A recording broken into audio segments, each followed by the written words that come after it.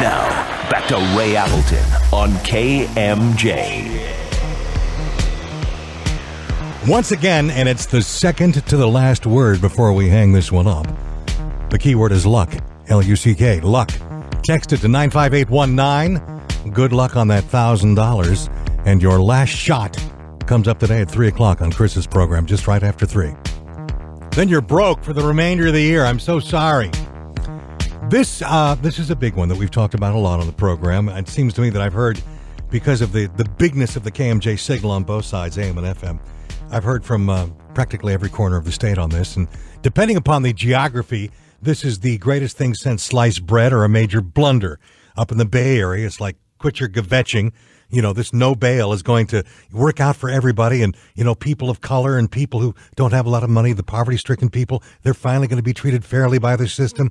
Others are like, hey, we agree with every law enforcement agency in the state that says this is going to make things much more dangerous.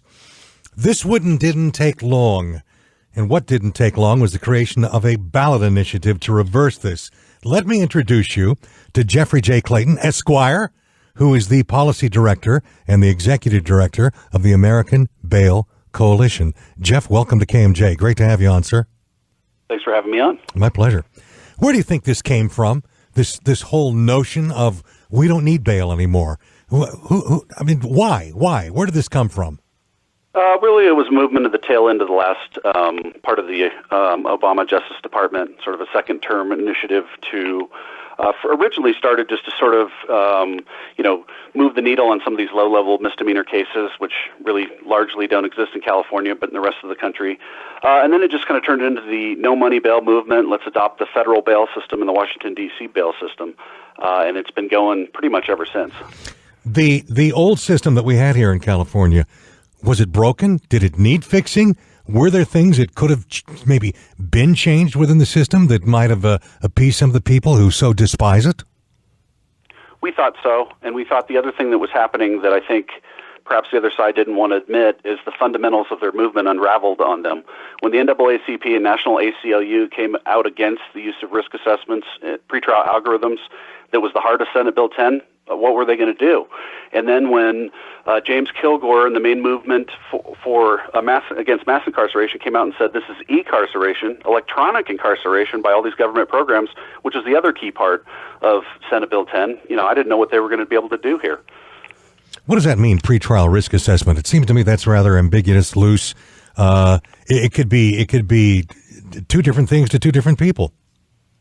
Yeah, it's really just grouping people into categories and using big data to do it, and it's fairly arbitrary. In this system, it's low, medium, and high. So that's the categories the buckets you're into. So if you're high, you're basically screwed, and if you're low, you get to go home.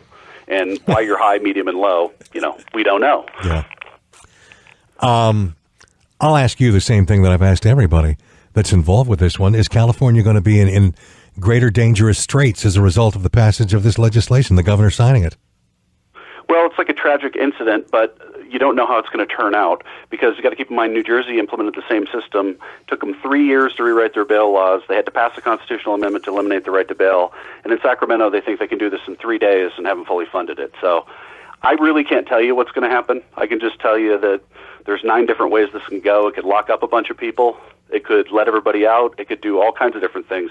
We just don't know. We just don't know where it's going. But we know all the directions it's going are bad. I'm sure you and others have taken the time to look at the track record from the other states that have toyed with this. What does that look like in D.C. and New Jersey and the rest? Well, New Jersey, they're detaining a ton of people is pretty much the outcome. And people are generally not showing up for court, and the system is allowing repeat criminals to continue to get released over and over. We just got one, a 6-time burglar, just got released again and got rearrested within 24 hours before convicted on the first charge. So, and in California, we've seen cases, even right now under the system, a guy committed 53 additional crimes after being convicted of the first one. So, oh, jeez. That's what we're looking at on the public safety side. Oh, that's just great news, isn't it? We've got this new ballot initiative out there, which didn't take long to put together. It was launched to reverse the passage of Senate Bill S10. SB 10. Where's my mouth today? What does this initiative say, sir? It's my understanding, because most of the people taking the initial step to fund it were from the bail industry, that this thing would basically put the entirety of Senate Bill 10 on the ballot, and the voters would get to vote on it in November of 2020. And until then, it would be sort of on hold. So it's a straight up or down. We're not going to go. If this were voted as a reality, it would go back to the old system as it was. Yeah, and it will also have the effect, if we are able to, if the signatures are able to be gathered, of freezing it during the 2-year period leading up to the campaign. So we would maintain basically the current system as it is for the next couple of years. One thing that I've thought about, and I'm sure you have, and the only thing we can do is speculate that if indeed this does wind up becoming the law of the land here in California, what happens to all of the people who are in the bail bonds industry? Those businesses, those employees, those business operators and owners. What becomes of them? Well, they go out of business, and that's what happened in New Jersey. A lot of bail was written there, and when the system went into effect, 47 bonds were written in the entire state the first year. So they'll go out of business. And that's a sad statement of affairs, considering how many there are in California. I mean, there's just loads of them. What about an individual that is, per se, a bounty hunter or something like that? Would they still be needed in California? To a certain degree, because what you're going to have is out-of-state suspects fleeing to California, weakening the bail industry and probably creating a sort of a haven, depending on how they end up regulating it, because you're not going to have bail agents, and there'll probably be pressure to get rid of bail recovery. So we'll have to see how that turns out. And certain states are safe havens for bail jumpers because bounty hunters can't recover them. Would California, would this become like a magnet to attract people to California? Potentially it could. It depends on if when the industry is closed down, if that has the effect of closing down bail recovery, which it very well could, meaning that nobody from out of state could go into California to recover suspects. And we have a couple of states like that, Kentucky and others, where Oregon's one where people can go and they have to be caught by law enforcement. In your years with the American Bail Coalition, did you expect or figure that California might go down this road someday, or was this kind of a surprise to you? No, they've been looking at it for 2 years, and certainly we saw what Senate Bill 10 would have done. But I did not expect this, because I think fundamentally they're putting the cart before the horse. They have to eliminate the right to bail in California, which has been a right to bail since before statehood, and they didn't. And so, I didn't see this coming, I guess. If I did, I would have assumed they would have kicked it to a committee and gone through the process to actually implement the New Jersey system or the D.C. system. One thing that's a little telltale about this particular legislation that Governor Brown signed, and you touched upon it, is that those individuals that supported it in a previous form have backed away from this one big time. Can we talk about that a little bit more? Sure. We're getting calls from all kinds of different groups that were originally supporting it that now are opposing it and asking us what they can do to help with the campaign.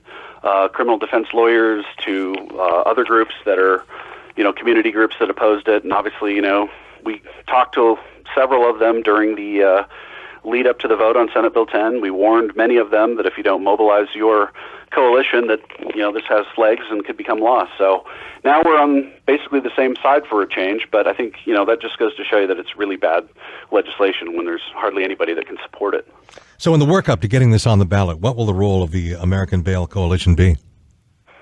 Well, for me, I keep being the executive director of the American Bail Coalition. The campaign has formed, and the campaign will run the initiative, and that won't be really something I'm much of a part of, other than, we support it and we think there should be bail, but I just have to go back to doing my job. And of course, I'm sure a lot of the agents will volunteer on the campaign, and we'll have a kind of a force of thousands of folks out there working to get this on, and I think we will get it on.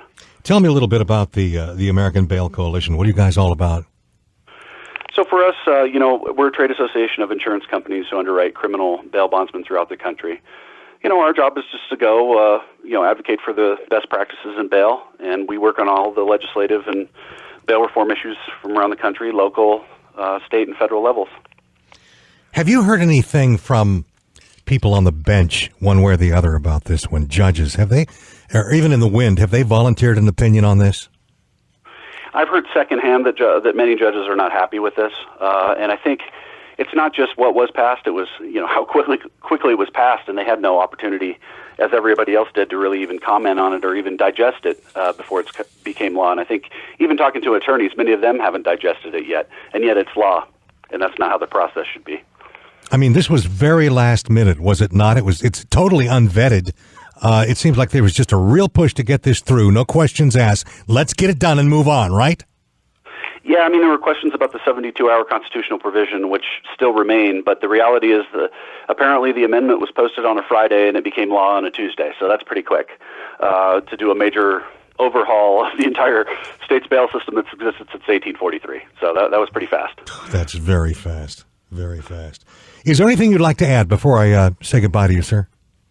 No, thanks for having me on, and I think folks need to follow this, and certainly it's going to be an issue for the next couple of years. I was assuming the American Bail Coalition has a website, and can we get in touch with that website and find out more? Absolutely, AmericanBailCoalition.org. Click in the news, and then we're also on Facebook and Twitter. Jeff, thank you for your time today. Keep it up, and we're behind you on this one. All right, thanks a lot. Have a good day. All right, you too, sir. Have a good weekend. Jeffrey J. Clayton, Esquire, from the American Bail Coalition, the executive director and the policy director.